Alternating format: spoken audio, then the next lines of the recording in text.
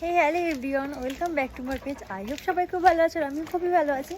তো আজ একটু সকাল সকাল তাড়াহুড়ো করে বেরিয়ে পড়েছি। কোথায় যাচ্ছি বলো তো? আজ যাচ্ছি কালীতলায়, বিকজ আজকে কালীতলার শেষ দিন, লাস্ট ডে। সেই জন্য মা, ফ্রেন্ড, দিদি সবাই মিলে যাচ্ছি। অলরেডি ওরা ওখানে চলে গেছে আর আমি লেট, মানে আমি আমার ফ্রেন্ড এখান থেকে যাচ্ছি। তো চলো তোমাদের সাথে মেলায় গিয়ে দেখা হচ্ছে। তো গাইস ফাইনালি আমরা চলে আসলাম মেলায়, মানে প্রায় কাছাকাছি চলে এসেছি। এরকম আমার বান্ধবী, তো আমরা দুজনে চলে যাচ্ছি মেলায় আর মারা আগে চলে গেছে, তোমাদের বলেছি।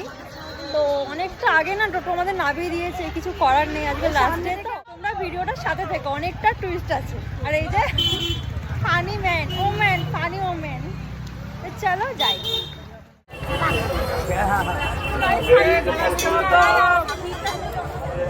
হেভি আসছে ক্যামেরাটা, আজকেই সব থেকে বেশি ভিড় হবে আর কি।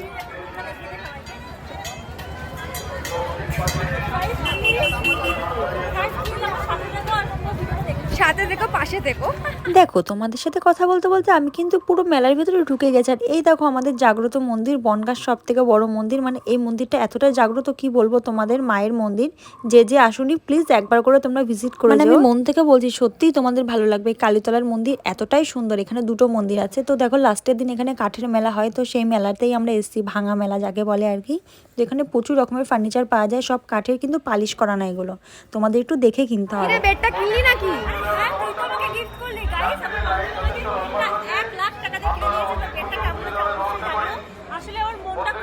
আরে তোমরা আবার যেন ভেবো না যে বেডটা আমি কিনে নিয়েছি, আমরা জাস্ট মজা করছিলাম আর কি। আসলে দুই বান্ধবী এক জায়গায় থাকলে যা হয়, আমাদের সাথে যে কোনো সুস্থ মানুষ থাকলে সে 2 মিনিটে পাগল হয়ে যাবে, এইটুকু গ্যারান্টি আমি তোমাদের দিতে পারি।